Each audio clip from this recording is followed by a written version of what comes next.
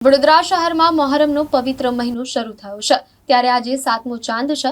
મોહરમના 10મા ચાંદના દિવસે તાજિયા સરસિયા તળાવમાં ઠંડા કરવામાં આવે છે ત્યારે સરસિયા તળાવ પાસે ખાડા પડેલા રોડને કોર્પોરેશન દ્વારા ડામર નાખી રોડને વ્યવસ્થિત કરવાની કામગીરી કરવામાં આવી। વડોદરા શહેરમાં મોહરમનો પવિત્ર મહિનો શરૂ થયો છે ત્યારે આજે 7મો ચાંદ છે।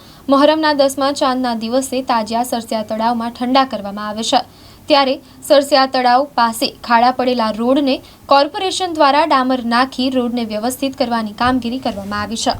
આપ લોકોને ચેનલના માધ્યમથી જણાવવા માંગુ છું કે આવનારા દિવસોમાં મોહરમ શરીફ ચાલુ છે અને આવનારા દિવસોમાં કતલની રાત આવવાની છે અને કતલની રાતના દિવસે રાતના તાજિયા રાબેતા મુજબ રાતના નીકળશે અને પરત પાછા પોતાની જગ્યાએ આવી જશે અને 10મા ચાંદે વિસર્જનનો દિવસ છે એટલે બપોર પછી મોટા તાજિયા વિસર્જનમાં સરસિયા તળાવ તરફ આવશે અને આ વખતે સરસિયા તળાવ તરફથી કોર્પોરેશનની કામગીરી બહુ જ સારી સુંદર છે અને વખણાવા લાયક છે।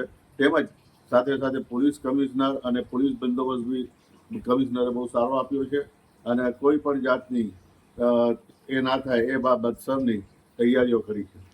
ભાવ જે દિવસે કતલની રાત છે, કતલની રાતે તાજિયાઓ નીકળશે તો વડોદરાવાસીઓને મુસ્લિમ સમાજના લોકોને શું મેસેજ આપશો તમે?